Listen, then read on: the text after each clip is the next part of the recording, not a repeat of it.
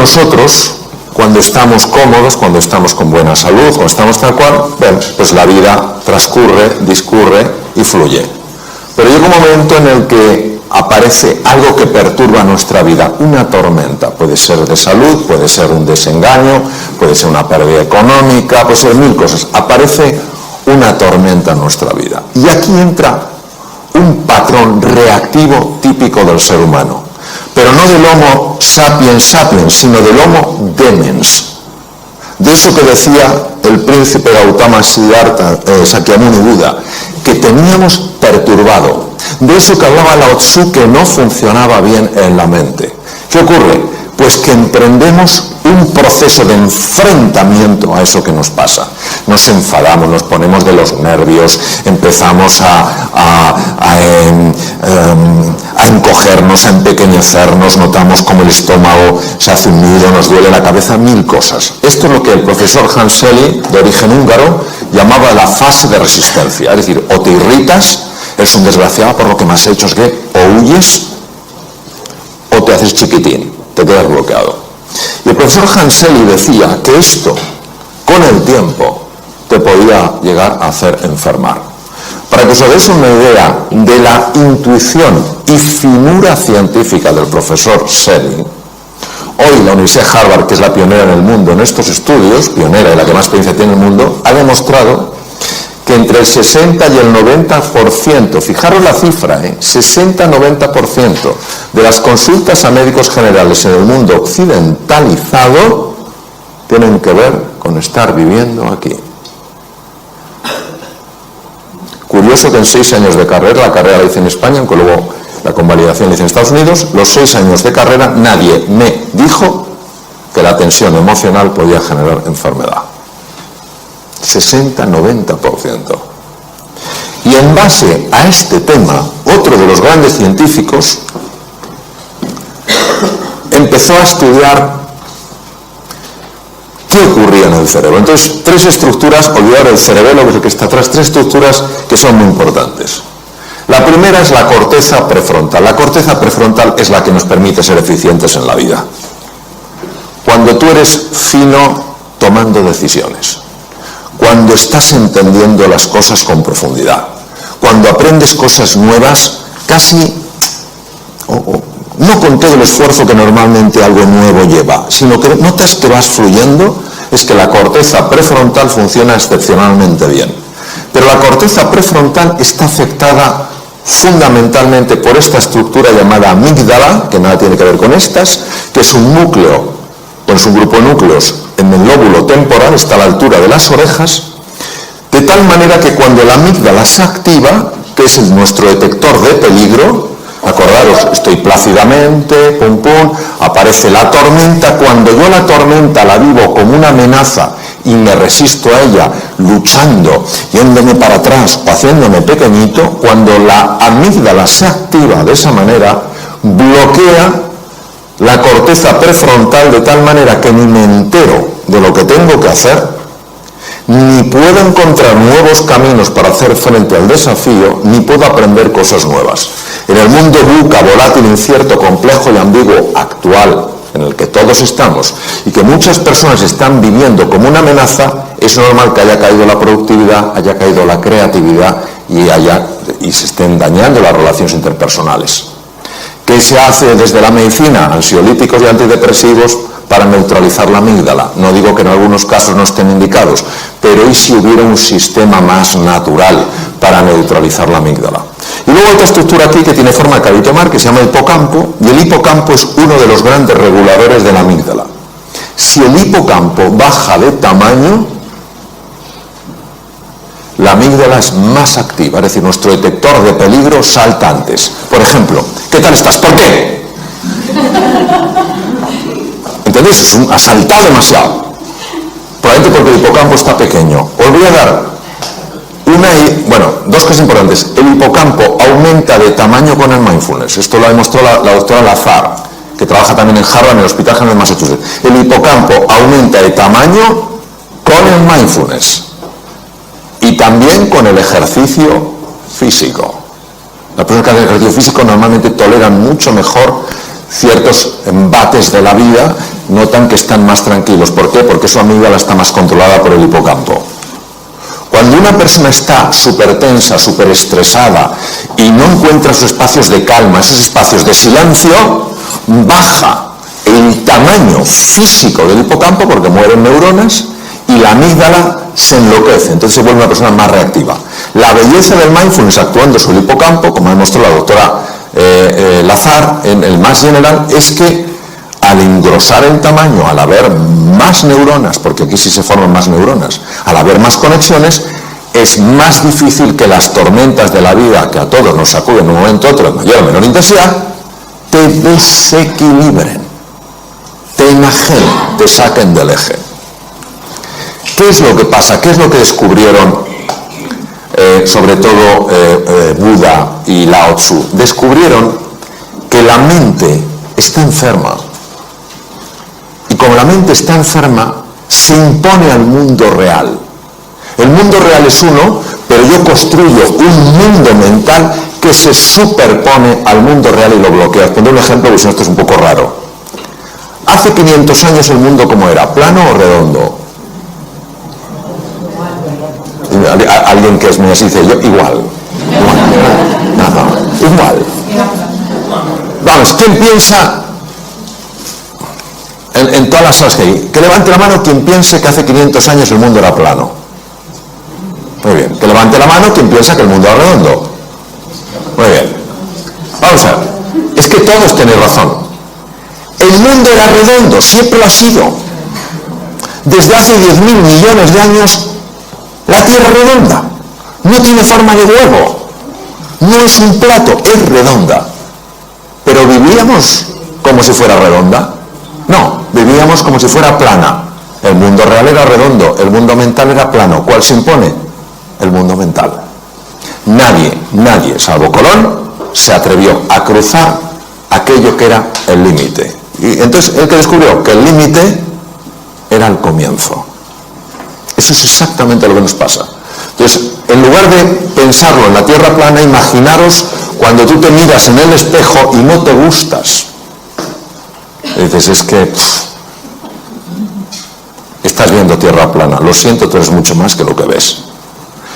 O cuando ves damas a tu marido, y dices, vaya tripa. Estás viendo Tierra plana. Tu marido es mucho más que eso. O cuando ves a tu mujer y dices, que llevo ya tanto tiempo con ella, está viendo Tierra plana. Hay algo mucho más profundo. O cuando miras al mundo, es que todo es lo mismo, Tierra plana, hay un mundo redondo.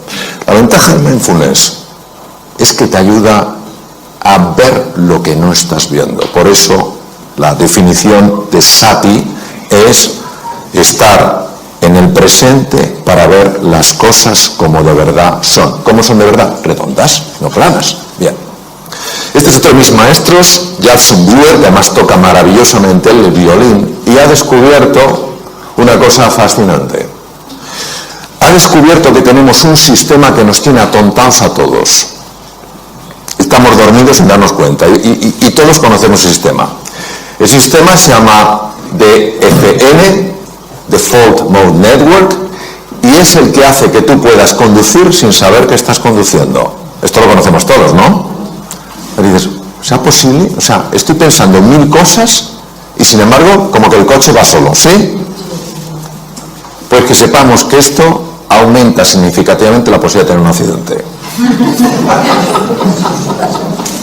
Significativamente. ¿Por qué? Porque ¿dónde no estás? En el presente. ¿Dónde estás?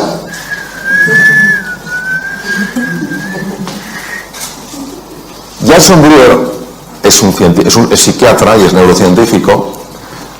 Estudiando con electroencefalografía y con resonancia funcional magnética, ha observado que hay un circuito que es el que hace que vayamos en piloto automático. Pero no solo vamos en piloto automático conduciendo, estamos en piloto automático cuando estamos hablando con otro. Estamos hablando con una persona, estamos con piloto automático porque no estamos ahí. Eso sí, dejamos la cara puesta, pero la olla no la llevamos a Camboya. La cara se queda. Como cuando vamos en el coche. La cara está, las manos también, pero tú no estás. Y él se ha dado cuenta que con la práctica del mindfulness es espectacular su trabajo. Con la práctica del mindfulness se consigue reducir la intensidad de este circuito y activar otro circuito que es el más importante para ver las cosas como son y para tomar las decisiones que a ti te ayudan para salir adelante, para mejorar tu productividad, para ser más creativo, para ganar más dinero, para ser más cariñoso con los demás. Es sorprendente porque hace 2500 años estos científicos de la mente lo intuyeron. Hoy la ciencia lo muestra. Es lo único que hace, no lo descubre, lo muestra. Desvela lo que estaba velado. ¿Qué pasa con el mindfulness? Que en el mindfulness tú al principio te ves aquí, crees que no hay nada especial, parece que solo cerrar los ojos, y entonces poco a poco, conforme vas practicando, empiezas a ver cosas que antes no veías, ni siquiera podías predecir desde aquí. Por eso, cuando una persona, le comentaste a Santiago, dice, yo lo que quiero es mejorar mi salud, yo lo que quiero tal cual, está generando una tensión que impide que veas esto. Tú estás andando esto porque quieres conocerte mejor, porque quieres comprenderte más. Y a base de hacer eso, tú vas descubriendo cosas que antes no veías. Otra de las cosas fascinantes que se ha visto con electroencefalografía es que cuando una persona está estresada, los dos lados del cerebro están enfrentados. No se hablan entre sí, no se quieren. El lado izquierdo, lo comentabas tú, Santiago, el hemisferio izquierdo es un hemisferio de la conciencia ordinaria, es el que te permite estructurar, hacer categorías, utilizar el lenguaje, es el que te permite manejar el tiempo mental, pasado, presente y futuro. El hemisferio derecho es el que está en contacto fundamentalmente con el cuerpo, es la entrada al inconsciente, es un presente continuo, es una sensación de presente eterno, y es donde están los grandes recursos del ser humano. Pero nosotros no podríamos funcionar solo con el hemisferio derecho. De hecho, hay una mujer de Harvard que tuvo una hemorragia en el lado izquierdo, se desbloqueó el lado derecho y ella no quería salir de esa sensación porque era tal paz, tal serenidad, tal calma. Pero finalmente pidió ayuda como pudo porque ya estaba perdiendo la capacidad de poder ver los números porque depende del hemisferio izquierdo. Tardó 8 años en recuperarse, aquella fue una rotura, una malformación arteriovenosa al hemisferio izquierdo. Escribió un libro conmovedor sobre su experiencia increíble, habiendo vivido algo sorprendente.